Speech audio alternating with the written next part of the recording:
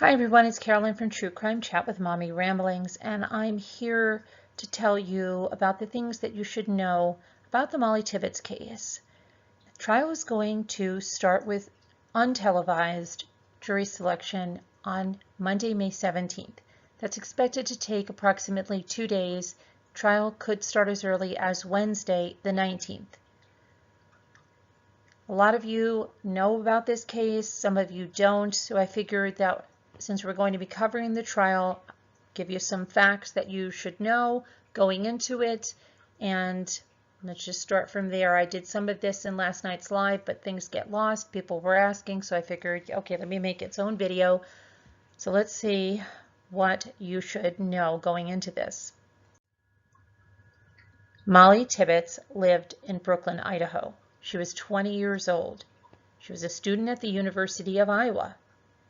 She went out for a jog on July 18th, evening hours 2018. She never returned. At the time, Dalton Jack was Mollie Tibbetts' boyfriend.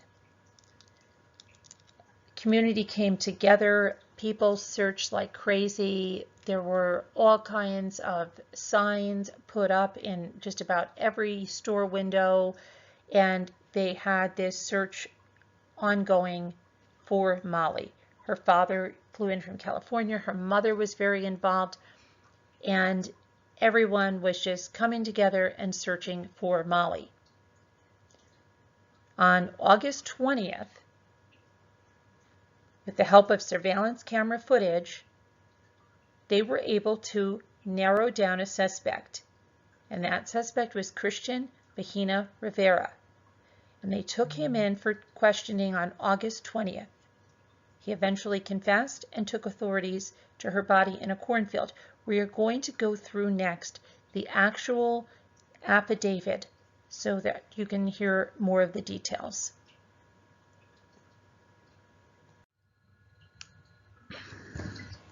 Okay, so let's look at the arrest affidavit to get even more details. So on July 19th, 2018, Mollie Tibbetts' date of birth, May 8th, 1998, was reported as a missing person in the Poweshiek County Sheriff's Office. Shortly after Tibbetts was reported missing, video footage was collected from an area on the east side of Brooklyn, Poweshiek County, Iowa.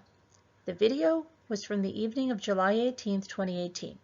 After a review of the video, it was determined that Mollie Tibbetts was running near the area of Boundary and Middle Streets when a dark-colored Chevy Malibu was in the same vicinity. The dark-colored Chevy Malibu can be seen numerous times driving back and forth in the area. It was determined through other investigation that the dark-colored Chevy Malibu was connected to Christian Rivera. Rivera was then questioned by law enforcement about the disappearance of Tibbetts on August 20th, 2018. Rivera admitted to making contact with a female running in Brooklyn and that he pursued her in his vehicle in an area east of Brooklyn, Poweshiek County, Iowa. Defendant Rivera stated that he parked the vehicle, got out, and was running behind her and alongside of her. Rivera stated that she grabbed her phone and said, "I'm going to call the police." Rivera said he then panicked, got mad, and that he then blocked his memory, which is what he does when he gets very upset and doesn't remember anything. After that, until he came to an intersection, Rivera stated that he made a U-turn. He drove back to an entrance to a field, then drove into a driveway to a cornfield. He noticed there was an earpiece from headphones in his lap, and that is how he realized he put her in the trunk. He went to get her out of the trunk, and he noticed blood on the side of her head. The defendant Rivera described the female's clothing that she was wearing, including an earphone or headphone set. And the defendant further described during the interview that he dragged Tibbetts on foot from his vehicle to a secluded location in a cornfield. Rivera described that he put her over his shoulder and took her about 20 meters into the cornfield, and he left her covered in some corn leaves. And then he left her there face up. The defendant was able to use his phone to determine the route he traveled from Brooklyn. Rivera then later guided law enforcement to her location from memory. Law enforcement located the remains of a deceased female in the area Rivera took them to. The physical surroundings of her location and other factors at the scene matched his earlier physical description of the area as that where he placed her body. Based on the interview with Rivera, the clothing found at the scene where the body was located, and tentative identification by the medical examiner based on information about certain articles of her clothing, the deceased female is Mollie Tibbetts. Okay, so like I said, jury selection on the 17th and probably the 18th, and the trial most likely starting on the 19th. We will cover that trial. I'll do daily updates. Just want to touch on a couple of other things.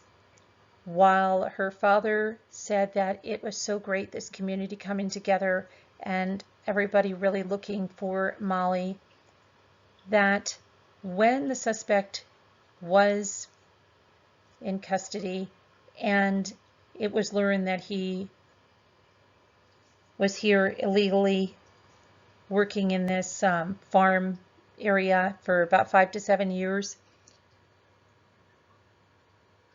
and the owner of that farm saying that the suspect gave false identification and everything to work there, it immediately turned into a very political thing, and that distressed the family because they felt that the focus was off of Mollie at that point, and the situation was being used for a political agenda, which they did not agree with, and frankly doesn't honor Mollie to use it in that manner. So the family asked for that to stop. But I will, just mention, okay, he is from Mexico and he was not in the country legally. He will be on trial as early as Wednesday in this, and he is pleading not guilty. So again, we will follow this trial. I think you have most of the information to get you up to speed. If you're not familiar with this case, or if you've forgotten, you can, in the meantime, look up lots of articles and things about foundations that were started in her name, and more of just what kind of a vibrant, beautiful person that Mollie was. And I think we should always be keeping that our focus, and the justice for this beautiful soul, and that we will definitely do here. Thank you guys for watching, and if you have any other questions, you can always bring them to Alive or put them in the comments. I hope you're having a great day. Take care.